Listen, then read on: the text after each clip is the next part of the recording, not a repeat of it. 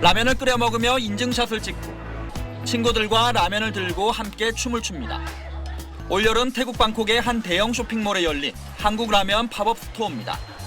한국 식품업체들이 참여했는데 5주 동안 방문객이 4만 명을 넘었습니다. 올 7월까지 라면 수출액은 5억 2,202만 달러로 1년 전보다 17.7% 증가했습니다.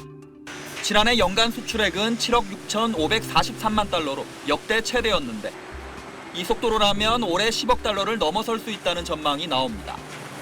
라면 수요가 급증한 건 한류 확산 영향이 큽니다.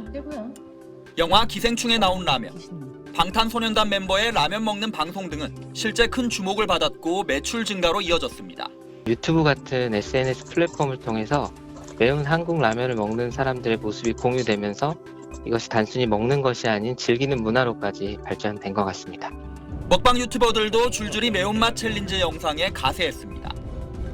미국의 유명 푸드파이터가 불닭볶음면 15개를 10분 안에 해치우는 유튜브 영상 조회수는 4년 만에 1억 4천만 회를 넘겼습니다. 불닭볶음면을 만드는 삼양식품은 해외 매출 비중이 66%까지 올랐습니다. 물량을 내느라 지난해 수출용 제품을 제조하는 밀양 공장을 준공했고 올해 이 공장 신설에 착수합니다. 미국 라면 시장 점유율을 2015년 15.9%에서 2021년 25.2%까지 끌어올린 농심은 지난해 미국 제2공장을 설립하는 등 북미 시장 현지화에 나섰습니다. 최근엔 아프리카, 중동 지역에서도 한국 라면 인기가 높아지는 등 한국 라면의 세계화 바람이 거셉니다. SBS 정만석입니다.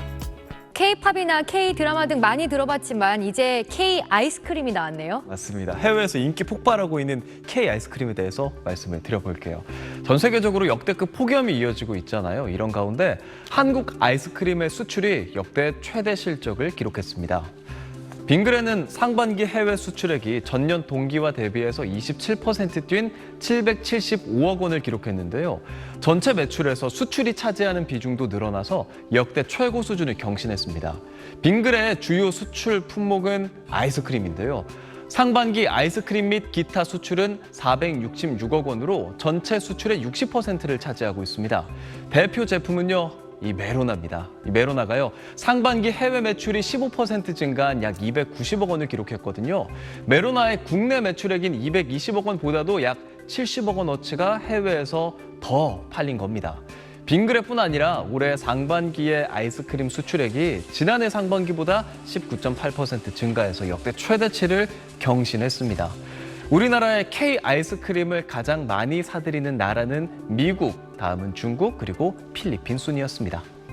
네, 역시 올 때 메로나는 외국에서도 통하네요. 소셜미디어로 입소문을 탄 냉동김밥이 미국에서 완판 행렬을 보인 데 이어 최근 또 심상치 않은 반응을 보이는 한국 음식이 있다고 합니다. 오클릭 첫 번째 검색어는 김밥 열풍 있는 화채 먹방입니다. 잘게 썬 과일과 얼음을 탄산음료나 우유에 섞어 만든 이 음식 아무리 봐도 친숙하죠. 최근 소셜미디어에는 이처럼 외국인들이 화채를 먹는 영상이 잇따라 올라오고 있습니다. 해시태그도 영어나 한글로 화채라고 써놓고 한국의 간식이라고 소개하고 있는데요. 혼자서 한 그릇 다 먹을 수 있을 것 같고 다이어트 할 때 좋을 것 같다며 감탄하는가 하면 딸기나 젤리, 수박을 넣으면 좋다는 등 나만의 맛있는 조합을 알려주기도 합니다. 얼마 전 한 유명 인플루언서가 자신의 소셜미디어에 화채 먹방 영상을 올린 뒤 관련 영상이 급증한 것으로 보이는데요. 누리꾼들은 세계 입맛 사로잡는 K푸드의 위험 역시 대놓고 미는 것보다 자연스럽게 노출시켜야 뜨네요. 정작 우리는 탕후루, 마라탕 같은 중국 국적 음식을 먹고 있는데 등의 반응이 보였습니다. 뉴욕 한복판에 문을 연 돼지국밥집.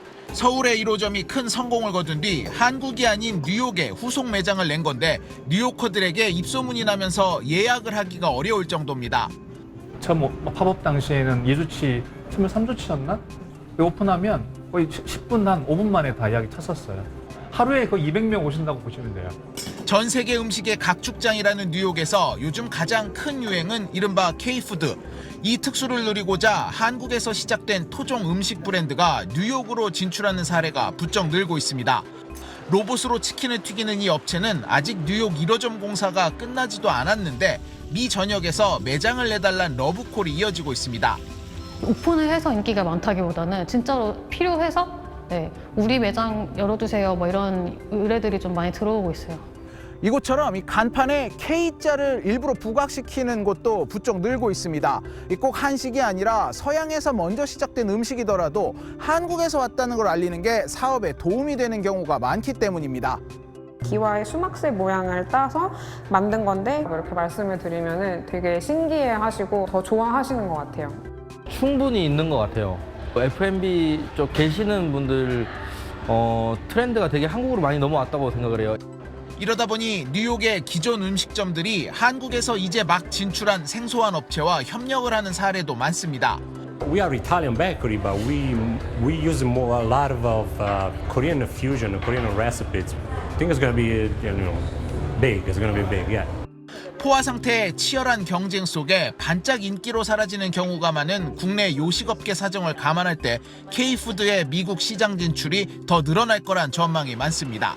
뉴욕에서 SBS 김종훈입니다.